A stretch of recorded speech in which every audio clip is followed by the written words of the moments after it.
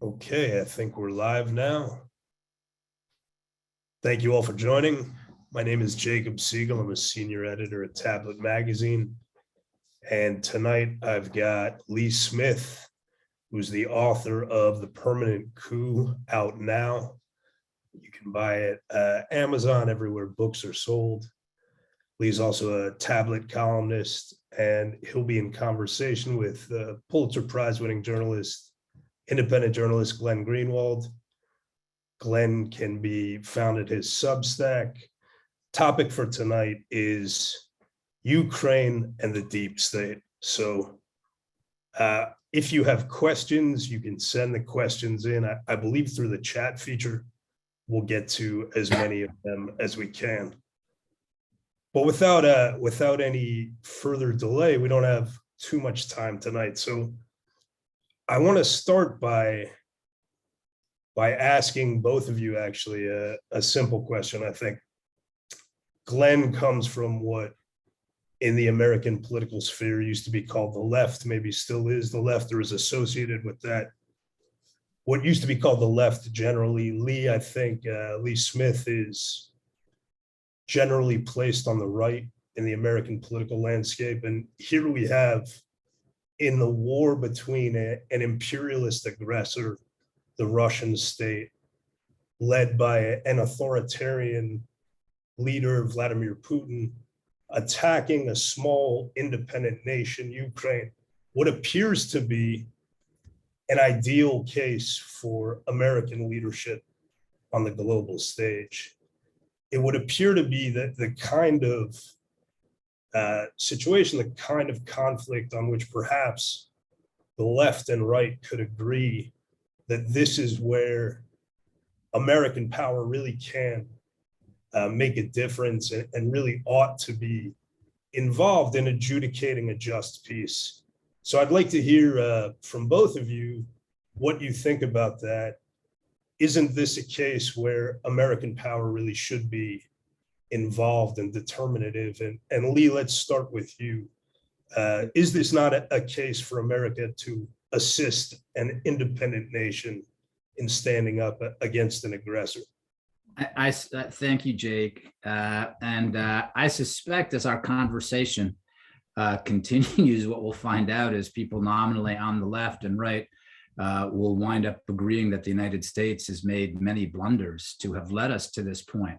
But before that, I just want to say something quickly. It's a huge pleasure to be with the Tablet audience, and it's really an honor to be speaking about this stuff with Glenn. I have several years ago, I wrote unkindly, ridiculous, abusive rhetoric about Glenn, and I've apologized before.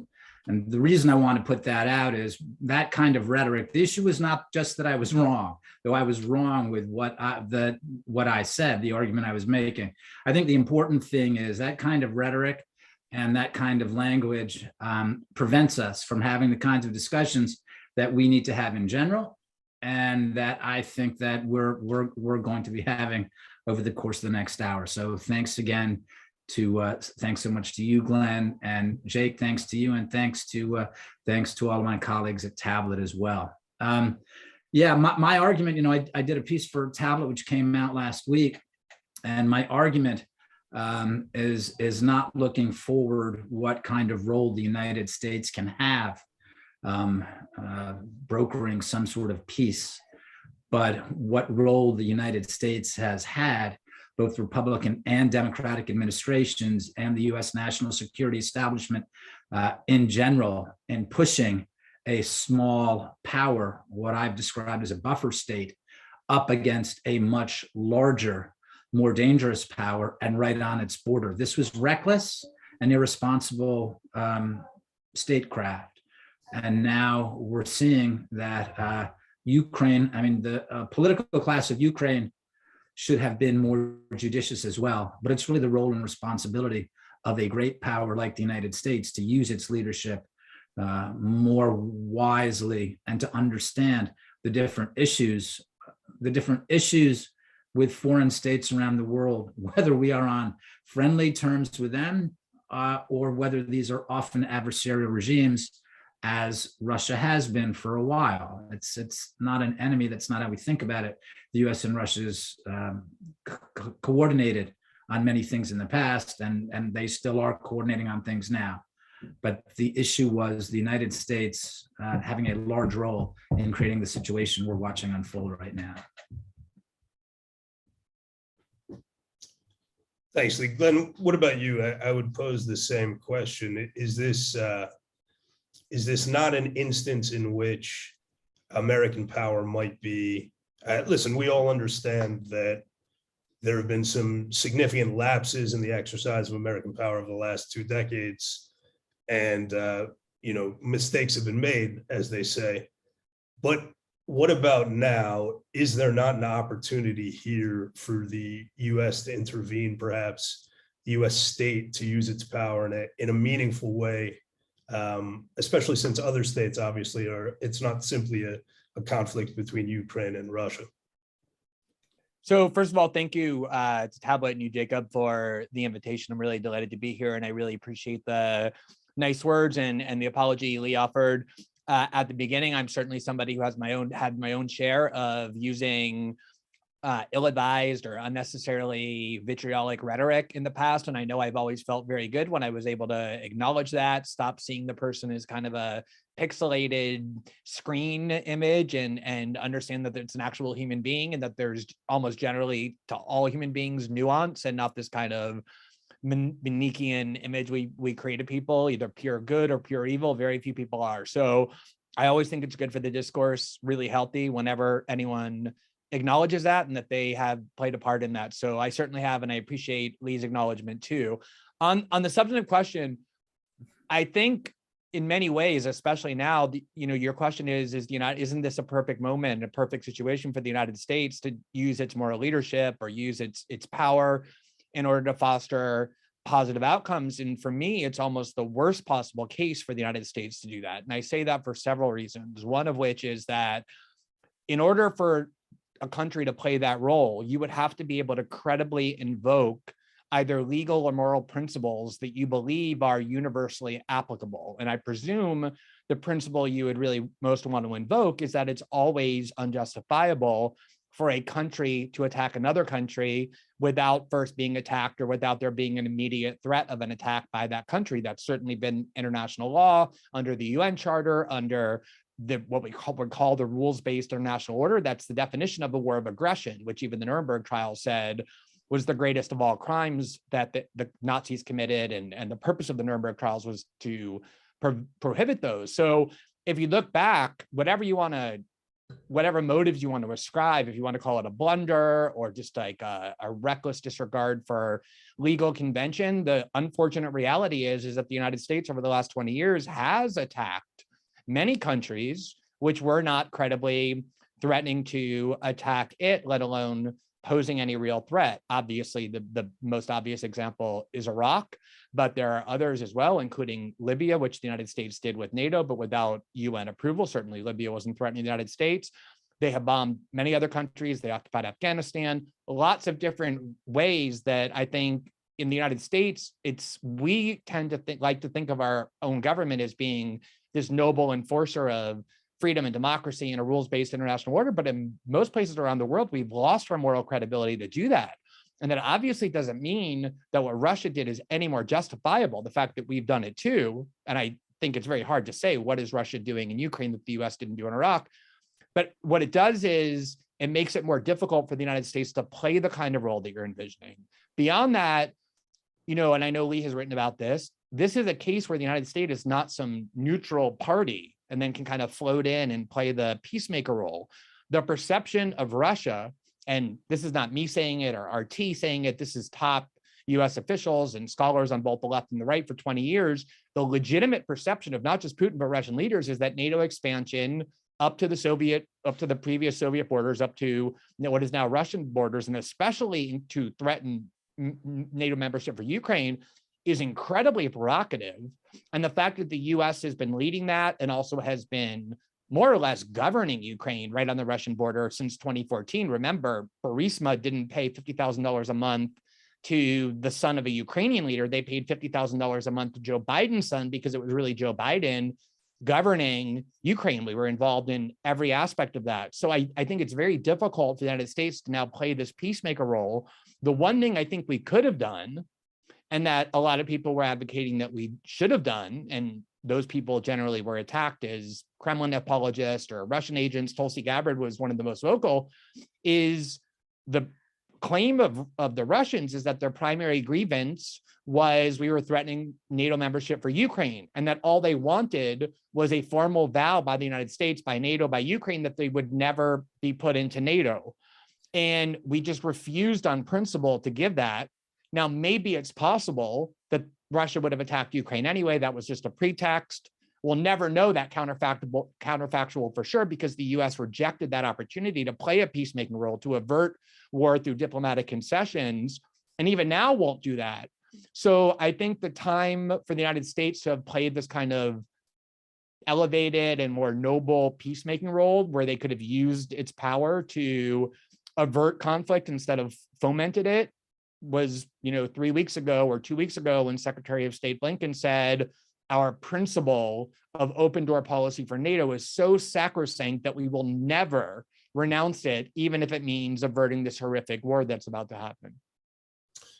I think that's a good opportunity to move from the hypothetical to the practical. So, Glenn, you just referred to Lee's work on this. Lee had an article that appeared in Tablet last week, Ukraine's Deadly Gamble, in which, Lee, I'll take a shot at a brief synopsis here, in which you essentially lay out both a theory of what it means to be a buffer state, Ukraine being situated between two great powers, Russia to the east, Europe to the west, what it means to be a buffer state, and how the US state, in its interactions with the Ukrainian government and with Ukrainian officialdom, as it were, sort of distorted maybe and what wiser leaders in Ukraine might have been able to pursue, which would have been a statecraft more centered on the particular needs of a buffer state. That gets at a question of what the American state's involvement has been,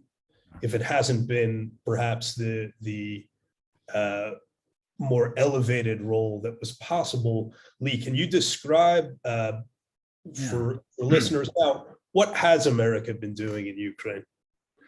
Right, a buffer state. I mean, this is a very very old idea. Actually, if we look at the way that the world is, is laid out because of geography and for other different reasons, there are some states that are more powerful than others. For instance, if you look at the area, the ancient Near East, now the Middle East, we see different. Egypt is a very large place.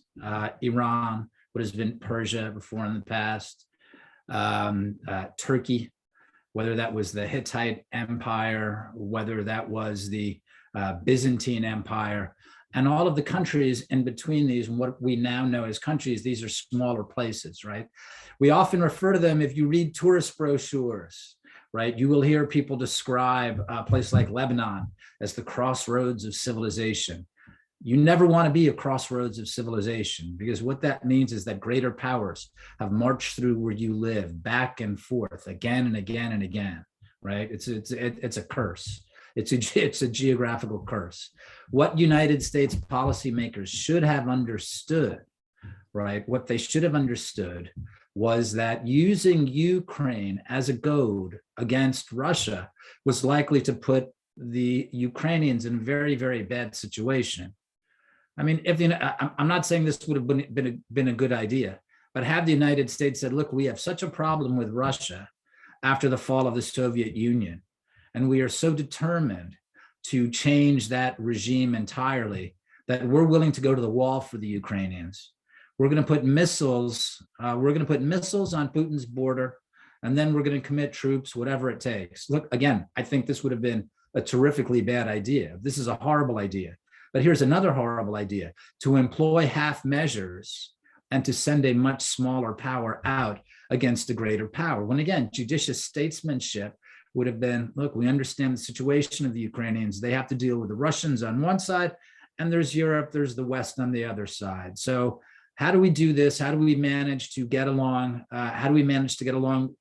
with the Russians? What is our Russia policy without using Ukraine as a goad that might get this smaller power? And you hear different things now. People are talking about destabilizing the entire region. They're talking about Poland. They're talking about Romania. They're talking about the Baltic states. They're talking about Sweden, right? So seeing that these things might have come of irresponsible policy, what were the ways forward that the United States could have pushed it? And Glenn mentioned something very briefly, which I'm certain we'll come back to, because he and I have both written about this. But I mean, the idea that the United States, that senior U.S. officials were also involved in Ukrainian politics and patently unsavory fashion, that also reflects on the current situation. So that unsavory intervention or interaction with Ukraine gets at something in the topic for this, which is the idea of a deep state or a policy in Ukraine, an American policy in Ukraine that is in some way distinct from the official policy or distinct from the what appears to be the official policy. So Glenn, how do you understand the US involvement in Ukraine, let's say over the past decade? Obviously, the Maidan protests in 2014 were a kind of a pivot, but what has the US role been in Ukraine, and how is it that we go from this kind of democracy promotion to, you mentioned Burisma, how is it that we go from this kind of democracy promotion to, let's say, a more opaque set of relationships in Ukraine? First of all, I think it's important to just take a minute to observe why it's important to talk about the US role. I think the discourse has become incredibly unhealthy in multiple ways. We're a week into the war, and already people are talking about, banning Russian films from film festivals and removing Russian books from libraries and banning Russian athletes from participating in global athletic competitions. And today, Michael McFaul, the former Obama ambassador to Russia, posted his view that, quote, there are no innocent Russians. I think we're at a very dangerous point, and because we're feeding on social media as our way to form our views about the war, which fosters groupthink and a lot of our worst instincts, things we've been observing about social media long before, it's moving very quickly and often to very dark places. And one of the precepts that has arisen is there's only one thing you're permitted to say, which is Vladimir Putin is an evil totalitarian dictator and Russia bears all of the blame. And that's it. You have to say that, you have to affirm it, and you leave it there. Any attempt to talk about the US role or what the United States has done is instantly declared to be an attempt to be an apologist for the Kremlin or using whataboutism. And so I think it's very important to understand anytime war breaks out, what are the causes? Even with 9/11, we were told, oh, you don't have to worry about any grievances on the part of Al-Qaeda. Just know that they hate us for our freedom, and that's the reason why they've attacked us. And there was actually this very pervasive critique of US intervention in that region, which, right or wrong, was believed by millions and millions of people that we ought to have known, but it was kind of prohibited to say anything other than bin Laden and Al-Qaeda were evil. And even though that was true, it really prevented a substantive conversation. It misled a lot of people, and I think led us to embrace a lot of misguided policies. The US, as we discussed earlier, has been heavily involved in Ukraine since at least 2014. There's no question that the US played a role in fostering the change of governments from a Moscow-leaning government to a pro-EU government in 2014. That's not to say the Ukrainians had no role. That's not to say that they didn't have any agency. Of course, Ukrainians, millions and millions of them, probably the majority, wanted to be free from Russian influence. But nonetheless, the US was right there doing far more quote unquote interference and making that happen than anything the Russians were accused of doing, say, in the 2016 election in the United States that caused so much anger. Or even, today we just announced that we're sending all these Stingers and Javelins and all these missiles to arm an insurgency in Ukraine remember that just a year ago, the New York Times announced, falsely as it turned out, but said that the Russians were paying Taliban bounties for the heads of US soldiers, and we were so infuriated that Russia would encourage an insurgency against American troops. And now we're not just encouraging it, but arming it. And so, I think that one of the things that's most disturbing to me about not just this war, but how we're talking about it is the propaganda, the kind of exciting theme that's making everybody feel good about being American or being a Westerner, is that we're fighting for the Ukrainians, these people who just want to be free. They want to have a democracy. They want to have autonomy, and we're on their side trying to protect them. And I really question, for many reasons, including the fact that we've already been arming an insurgency even before this war began, and certainly are doing so now, whether the actual goal is to not bring about an end to the war, which we don't seem to be doing anything to try and foster, but to ensure that the war is prolonged as much as possible, kind of turning Ukraine into Afghanistan or Syria, where Russia gets bogged down to their great detriment and to our great advantage, in a way that's not protecting Ukraine and Ukrainians at all, but kind of sacrificing them in the altar of our geopolitical interests. And so, when you ask, like, isn't this a time for America and all of its noble use of power to come in and bring about a just end to the war? The reason I think we have to talk about all of this history and the current posture of the deep state, is because if the US intention is not to foster a peaceful and just end to the war, but rather to prolong the war to its own advantage and to Russia's detriment, certainly that should inform our thinking about how we want the US to be involved, if at all.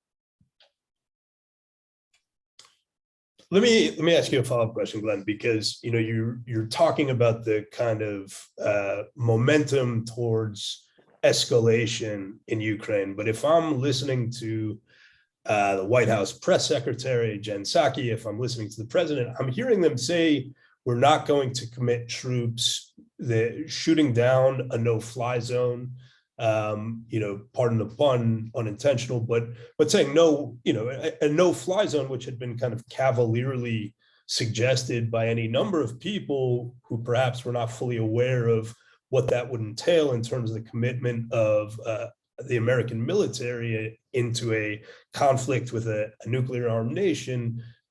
Those have been formally rejected, it appears, by the White House. So I want to try and, insofar as it can be done here, piece apart these two mechanisms, the official state that's making these announcements and whatever we want to call it. Perhaps deep state is the wrong term, you tell me, but whatever the forces are operating through the bureaucracy and whatever else, the defense industry perhaps, that are pushing for a policy other than what the formal policy appears to be. Yeah, I mean, look, I'm very grateful that Joe Biden, Boris Johnson, other Western leaders, including NATO, have taken the very emphatic position that they are not going to directly engage Moscow militarily, given the unspeakable and unthinkable risk that would instantly entail. So credit to them for that minimal level of rationality. And I don't say that, kind of smugly, because I do think there's been a mainstreaming every day of this idea that we ought to do that. And the more people kind of get emotionally attached to the Ukrainians and the Russians start escalating the level of violence as they're now doing, and we see civilians being killed in larger numbers, which is inevitable, I do think there's going to be a greater public belief that should be a viable option, that we can't just sit by and let that happen. But thankfully, I do think Western leaders understand that it's not in anyone's interest to militarily intervene directly against Russia. I do, though, think there are examples you can look at of what they might be thinking. In Afghanistan, for example, when the Soviet Union invaded Afghanistan, it was a major international scandal. The Olympics were canceled, or the Olympics were boycotted. All kinds of sanctions were imposed. It was held up as one of the worst crimes the Soviet Union had ever done. The United States didn't send its military to directly confront the Soviet army for the same reason, how dangerous that would have been. We wouldn't risk a nuclear war over Afghanistan. But what they did do was they armed and funded an insurgency, namely the Mujahideen, which was the precursor to Al-Qaeda and the Taliban. It didn't turn out that well for us, but for the 10 years we were doing it, it worked perfectly by doing exactly what we hoped, which was keeping the Soviet Union bogged down in this incredibly difficult place to fight and ultimately bankrupting or contributing to the bankruptcy of the Soviet Union and its eventual collapse.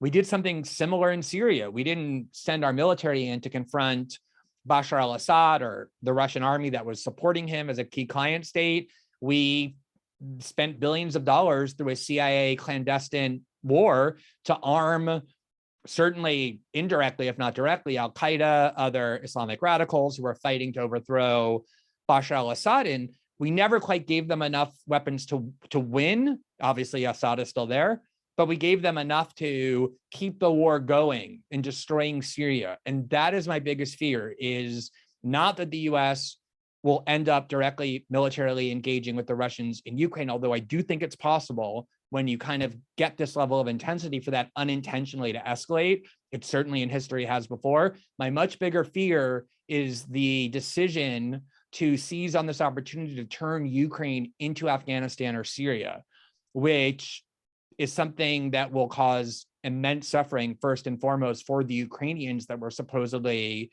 trying to protect.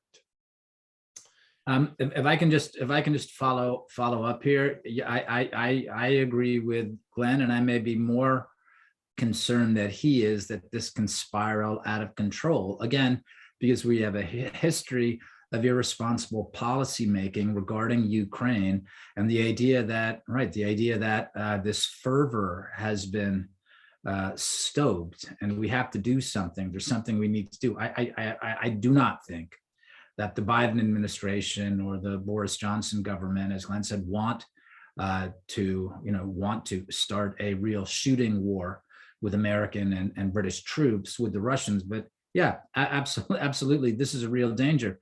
And the idea that we're going to be fighting that we're going to be funding a proxy fight on Russia's borders is in itself extremely dangerous. And I guess one thing, this seems to have been a question that American policymakers are not asking, and we're certainly not seeing this question asked in most of the media. But what exactly is it that the United States government wants from Russia, right? What is the goal of America's Russia policy?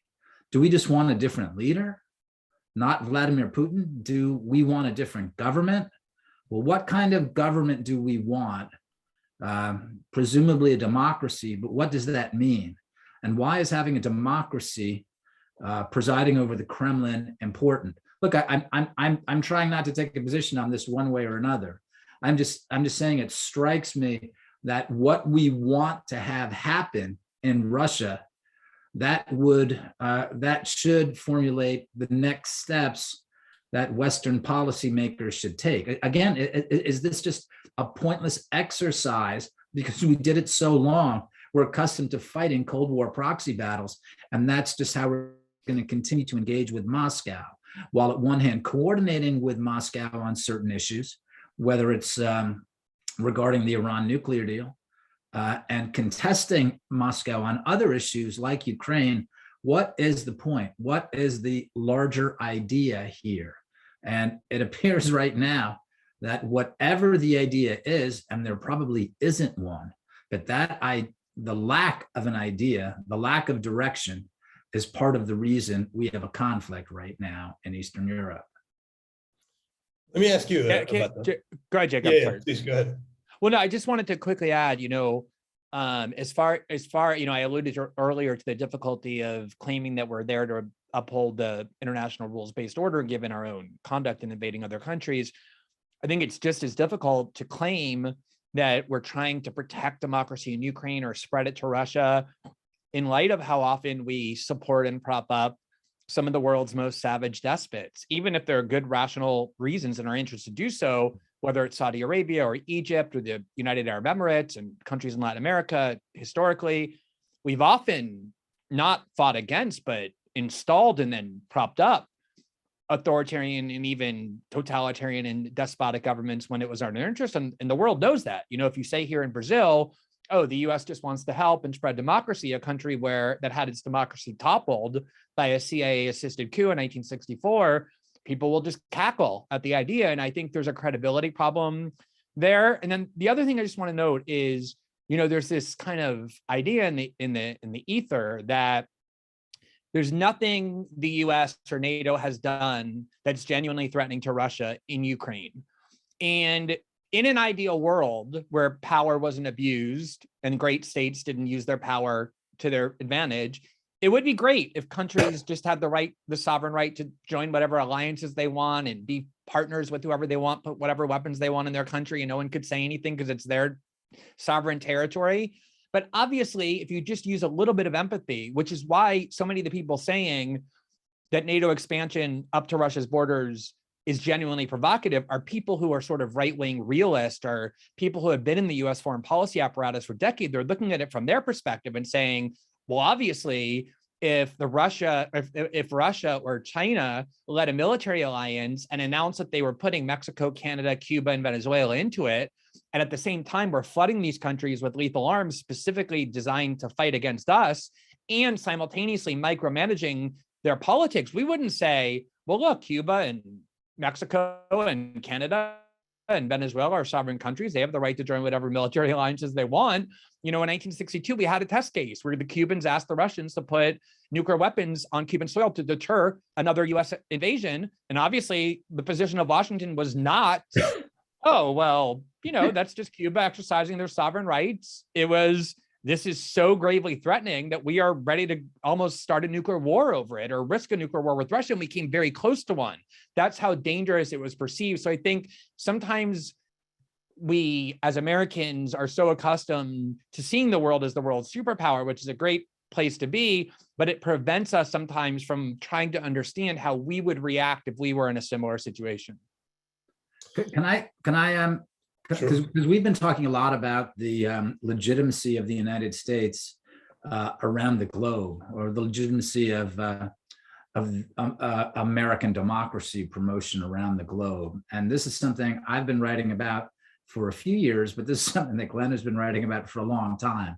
And that is the legitimacy of the American government regarding democratic norms. When we're talking about, look, when we go back to Russiagate, right, what we're talking about is we're talking about an espionage operation against the presidential campaign and then against the White House, right? We're seeing how the intelligence services and law enforcement authorities were weaponized and have continued to be weaponized against American citizens. So even inside our own country, there are many, many Americans who are scratching their heads right now when they hear about promoting democracy in Ukraine, and they're looking around at what's going on here, whether it's people who have been detained for over a year without bail for marching on January 6th, or whether it's whether it's dissident journalists, whether it's school parents who have been targeted by the DOJ and the FBI. So it's not just America's global legitimacy. It has to do right here at home as well, where lots of Americans are saying, I just don't understand what they mean when they're talking about promoting democracy. And these people are not pro-Putin. No one is standing up for Vladimir Putin. No one is, rehashing Kremlin talking points. They're looking at what's happened here in this country over the last several years, and they are keen to know what is going on and by what right, by what legitimacy do American policymakers, the national security establishment, the deep state, as you referred to it before, Jake, and I think that's a pretty good phrase, by what right do these people get to employ the word democracy and the idea of promoting it abroad? Because we know what they think democracy means now.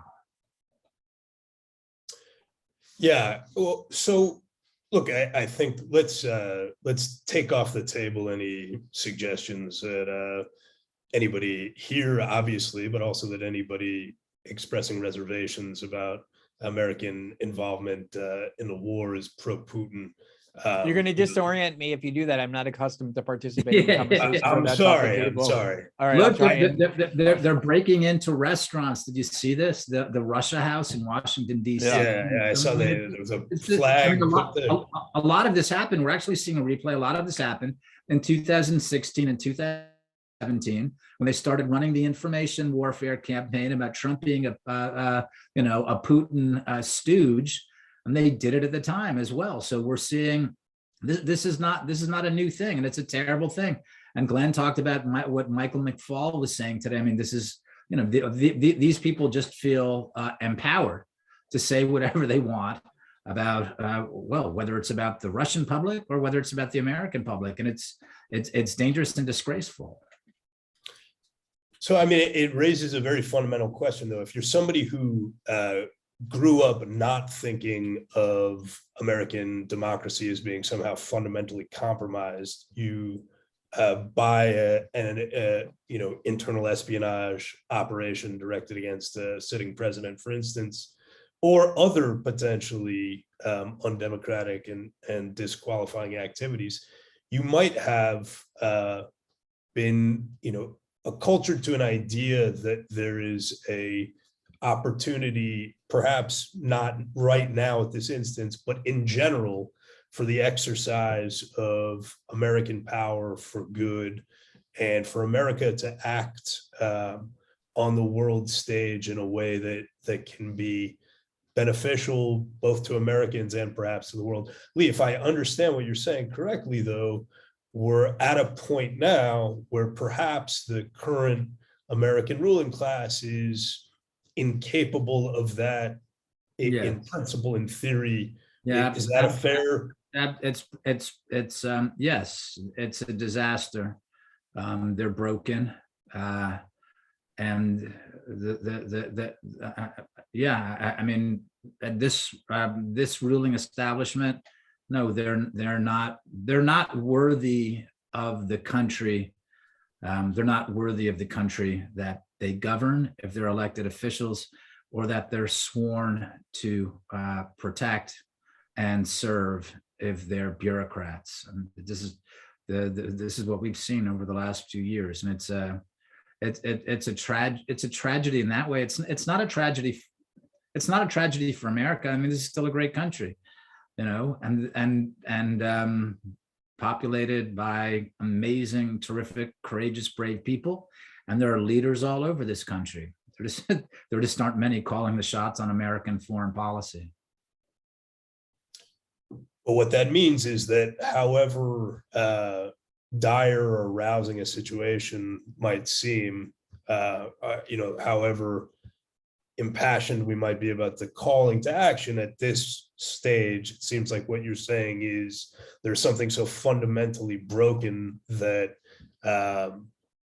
the potential for a sound policy is compromised by the people. Glenn put it great before and very succinctly. It's just say, like, look, we've rethought the whole idea of NATO, and we are not the whole idea of NATO. I mean, that they should probably rethink the whole idea of NATO, but certainly say, look, we're not going to plant the NATO flag on Russia's border. This is provocative. It's dangerous, and we'll find some way to walk it back. But let the boys in Moscow know we're going to walk it back. I mean, that would be a relatively simple first step.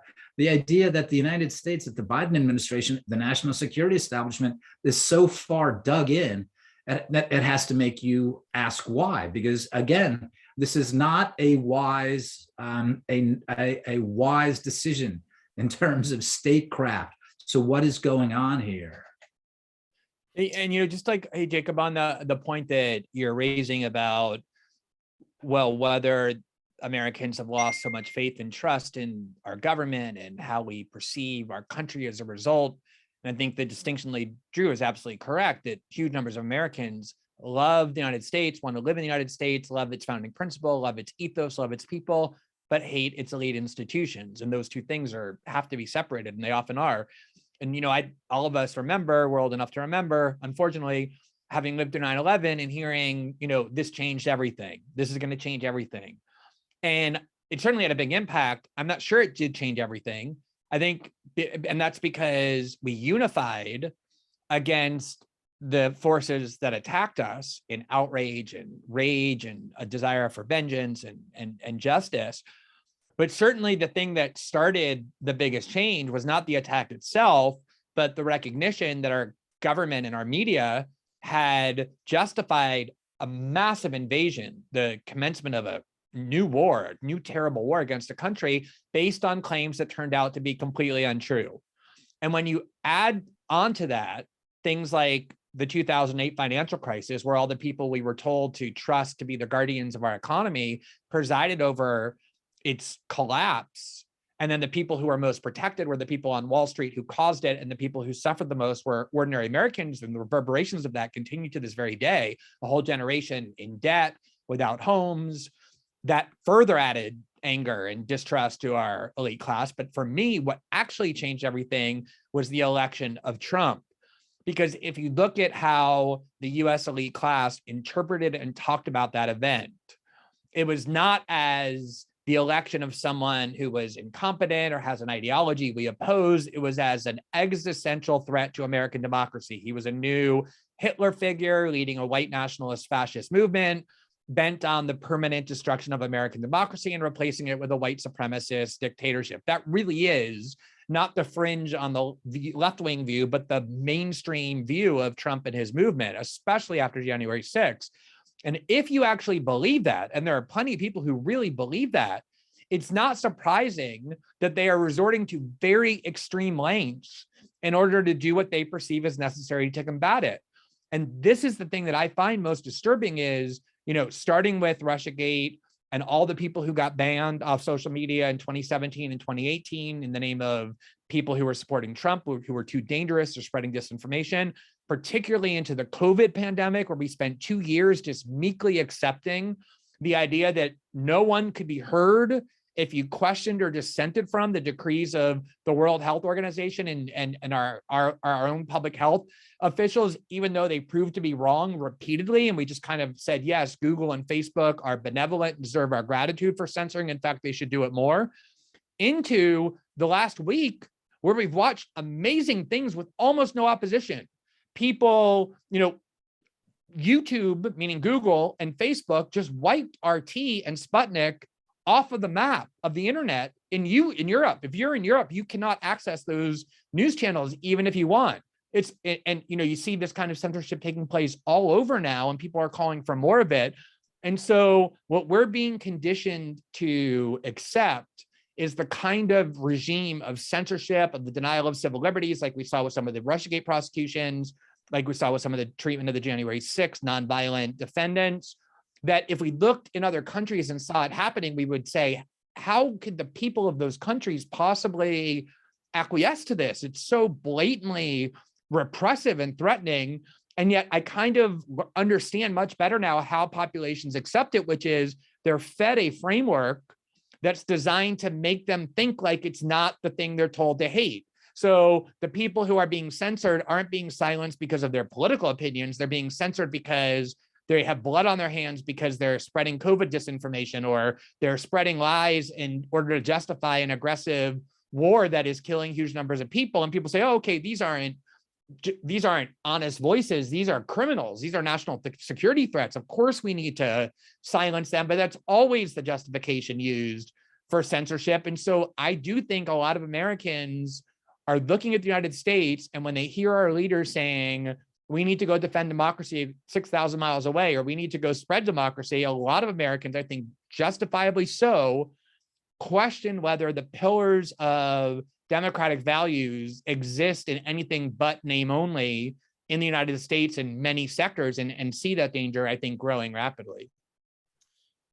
Lee, thank you. That brought a lot together. I was just going to say very quickly, I think 9/11 did change. I don't know if it changed everything, but I think it changed a lot. And I think that Glenn actually has, there's no one who has documented this better than he has in terms of the growth of the national security state. I mean, the number of different things that we've seen recently, whether it was the growth of Anthony Fauci's biodefense empire after 9/11. 9/11 appeared to rationalize a whole bunch of terrible things that now Americans are paying the price for that. So yeah, I mean, I think and it was with the rise of Donald Trump and through the Trump presidency that we all started to see a little bit more clearly what Glenn had been talking about for a while and what started to come out of 9/11. Right, and the growth of the national security state after 9/11 was not just the intelligence agencies, right? It was the information monopolies that. Yes, it turns out it was the press as well. Privatized. It was the press Yeah. as well, astonishingly. The media is probably a better way to describe it. Yeah, but some of that intelligence work, surveillance work ends up getting farmed out to the companies that are now in charge of deciding that RT can't be seen in Europe, for instance. But Lee, I wanted to ask you, bringing all this together, what is the American interest in Ukraine over the last 5 years? You made it clear that there's a kind of post-Cold War confusion in American strategic policy towards Russia. We don't know what we want from Russia. What was it that the deep state, the bureaucracy, or perhaps just the elements of the government is a better word for it. What was it that they wanted from Ukraine over the last 5 years that related to Russiagate, and how does that tie into what's going on now? Yeah. Well, I mean, first I'll just say that what they wanted from Russia was, and this happened unfortunately during the Trump administration, because the Trump administration did arm the Ukrainians in the way that Trump administration policymakers saw it was, it's a cheap way to fight the Russians. Again, and someone might have done well to ask them, whether that was the Secretary of State or whether it was the president himself, said, what's the upside about fighting the Russians? What do we want to have happen here? Do we want to liberate Eastern Ukraine? Do we want to liberate Crimea? To what point? Why are we getting involved in their sphere of not just their sphere of influence on their borders? What the national security state, I mean, it was in part because the State Department, the Pentagon, and also the CIA played a role which they boasted of. They played a role in 2014 in the 2014 coup that sent Yanukovych fleeing Kiev and heading to Moscow. Right? I mean, John Brennan was there in April 2014. Joe Biden, the vice president, the man who became the point man for Obama's Ukraine policy, visited shortly thereafter. And in May, of course, that's when Burisma named Joe Biden's son Hunter to its board. What the United States found was, what the national security establishment found was, it found a compliant and grateful. I wouldn't call it an ally. I would call it an asset. I mean, again, many of them were intelligence officials, the Americans, that is. Whether we're talking about FBI figures, whether we're talking about John Brennan, the way they treated Ukrainian officials, the way that they dealt with the Ukrainian ambassador to Washington, the way they went to the embassy, the Clinton campaign went to the embassy, tried to secure their cooperation on their anti-Trump operation to lend it Slavic authenticity. Yeah, they used them as an intelligence asset. This was not how you would not want to put an ally in the middle of the situation. Again, so they put the Ukrainians. And again, I don't mean to make the Ukrainians sound like they were entirely naive. They saw advantage to this themselves, and their own political class is deeply problematic. But the role of the United States treating a smaller power and using it as an asset for two separate intelligence operations, one against Russia and the other against the government of the United States. That's how they've used Ukraine and Ukrainian officials. Let me, we don't have too much time left. Let me go to one of the questions from the audience here. Glenn, I'll put this to you.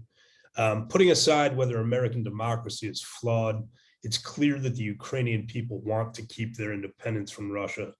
Doesn't that put the US on the side of moral right if we're working to uphold the Ukrainian people's freedom against an authoritarian Russian aggressor regime? So, I think you heard the question, but it's basically, if the Ukrainians, insofar as we can assess what they want us there, does that not put us in the right if they're asking us to intervene? I mean, I think that there's a lot of questions about the US intentions and US objectives, oftentimes we have a pretext or a pretense for what we're doing that sounds nice and good and is designed to appeal to people that's very different than what our actual objective is. So if the idea is that we're going there because we're sending weapons or whatever, because the majority of people want to be free from the Russian government, that's a much different case than if what we're really doing is misleading the Ukrainians into kind of down the primrose path and saying to them, oh, if you let us help you fight, one day you're going to be able to defeat the Russians and then you'll be able to be free. And I think for a long time, that has kind of been what the US has been doing, is kind of patting the Ukrainians on the back and encouraging them to be more defiant with and confrontational toward Russia, telling them, you know, we have your back, we're going to be here to help you. And that might have given a sense of false confidence to the Ukrainians. I mean, if you go and look at a couple of the media reports in the first and second day of the war, Zelensky was saying he wants to immediately go and negotiate with Russia, knowing that it was going to lead to the destruction of his country. And the US made very clear they didn't think those negotiations should happen. They thought they were premature, that they weren't going to lead to anything, that it was rewarding aggression. And so I question whether that's really the intention, as we talked about earlier, or whether that's just the pretense.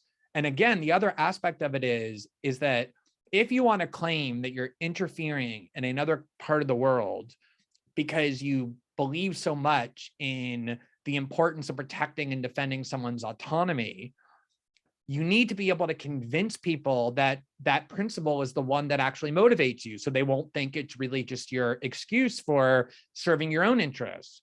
And I ask again, you think the Saudis want to be, you know, under the thumb of the Saudi monarch that puts dissidents in prison and kills journalists, and anyone who wants to practice a minority form of Islam is attacked in the streets? Or do you think that Egyptians are happy under the rule of General Sisi, and that the United States is propping those countries up, swamping them with military weapons and intelligence that allow them to keep hold of power in those countries, despotic power? And so I think that makes it more difficult for the United States to claim that. And the other point I think is really worth noting is, like Lee alluded earlier to, the fact that, you know, there was often a disconnect between the things Donald Trump was saying and what his administration were doing. So he ran on a platform of getting along with Russia, and yet his administration sent lethal arms to Ukraine, and Trump himself tried to sabotage the Nord Stream 2 pipeline, two very harmful things aimed directly at Russian national interests. I think it's really interesting to go and look at what Obama's policy and position was, because even though he had Victoria Nuland and John Brennan and other people involved in Ukraine, even after the Russians annexed Crimea, one of the major attacks, bipartisan attacks in Washington on Obama, was that he was too soft on Putin. He refused to confront Putin in Syria by punishing Assad for going over the red line. And also, Obama didn't want to send lethal arms to Ukraine the way Trump ended up doing. And Obama's argument in 2016, when he did an interview with Jeffrey Goldberg, that I really encourage everybody to go look at. It's like an in-depth attempt to understand Obama's philosophical underpinnings to his foreign policy. Was what he said then in 2016 is something you can't say now, which is, look, the reality is that Ukraine is of direct vital interest to Russia and always will be, but it is not and never will be of vital interest to the United States. And therefore, the idea that we're going to go and risk a war with Russia over Ukraine or its independence or its democracy or whatever is madness. Nobody rational would do that. And, you know, the idea that, well, we should just help any country that is being occupied or invaded, I suppose, is a nice principle, but it's not one that we abide by. It's one we often violate. And that calls into question, when we do claim that's what we're doing, whether we really mean it or that's designed to mask a different intention.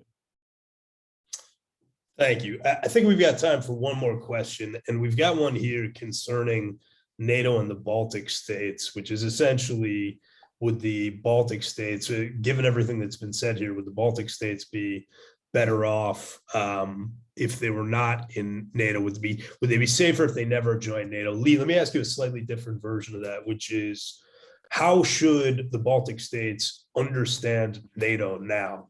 Obviously, the world is taking the measure of what is going on with NATO, with the United States, not just in Ukraine, but in in prior geopolitical conflicts. If you're a NATO member state now, how should you understand NATO at this point? Well, I think everyone has had a pretty clear understanding. I mean, they don't have a clear understanding of what NATO's strategic purpose is, but people understand that it's not just an alliance, right? It's also an industry. There are jobs in NATO. There's a lot of money. There are arms. So, what would I say to the Baltic states? We've seen what NATO does. It appears not to be an entirely. Look, do the Europeans believe in NATO? Certainly, their spending doesn't indicate that they really believe in NATO. And is this the final? I heard someone on TV the other night saying, "No, this is." That Putin wanted to break NATO and split it, and this is evidence that NATO is more powerful than ever. I don't see any evidence of that. The different powers of Europe need to go on their own, and they need to figure out what their own relations will be like, whether it's with Russia or Germany. I mean, this is another important factor here when we're talking about NATO, and when we're talking about Nord Stream 2, it's Germany as well. That's what I think should happen, and I certainly think that the United States should reconsider the usefulness of NATO and figure out its old alliances. I think it's pretty clear that a lot of our attitude toward Moscow, it's just a habit. It's a Cold War habit. Is there a reason for this still to exist? Again, this is is Vladimir Putin a dictator? Yeah, there's no doubt about that. What is the problem, and what is the solution? It appears not to be NATO. It appears not to be NATO, and we know right now it's not trying to put NATO on Russia's borders. Right, that in effect is evidence that NATO doesn't work.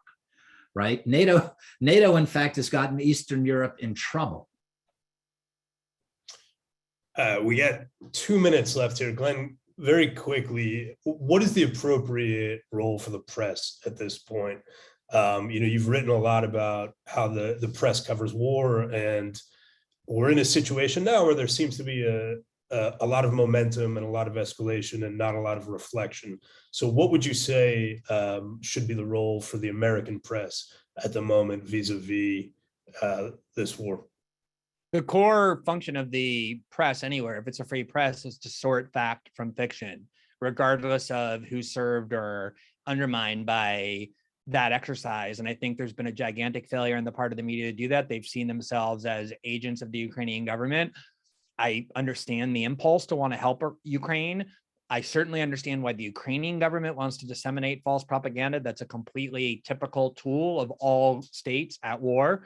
But it is vital that American journalists resist the temptation to embrace false claims because they're pleasing, or help the Ukrainians, because doing that in the long run will only serve to further erode trust and faith in American media outlets. And we've seen it so often in this first week, where the most viral stories that largely came from the Ukrainian government got laundered through the American media turned out to be completely false. And I really hope part of the role that the media will start to play in the second week of the war is bringing about a more sober and reflective and fact-based discourse, because sometimes when we're fed things that we're happy to believe, we can get really misled about what's really going on, and that doesn't serve anyone, even though it gives you a sugar high for that moment. Okay, Lee, I'll throw it to you for the last 45 seconds or so that we've got here. What should the press be doing now? What's the role of the press at this moment? I agree entirely with Glenn. I mean, it's a dangerous situation. They should be reporting it straight. I mean, they're sympathetic to the Ukrainians, as they should be. But then again, it's an outrage that they turn this around on Russia. Right? We're going to go after ordinary Russians. We're going to throw conductors out of symphonies. We're going to go after Russian restaurants. I mean, you'd like to think that the press would somehow, as a media, would serve as a mediating institution and would say, let's everyone step back a little bit and look at what's happening, and let's try to imagine the consequences of what these different sides at war and what different national powers are advocating. We're not a national power. We're not a government. We're supposed to be serving to inform the American public. Thank you both. This was a great conversation, and thank you for everybody who joined us. I think you'll be able to find the recording up on Tablet's YouTube, hopefully sometime in the next couple of days. So thank you all and good night. Great to talk to you guys. Thanks. Thanks, Glenn. Thanks, Jake. Thank you, Glenn. Yeah, thank Thanks, you Jake. guys. Bye-bye. Bye.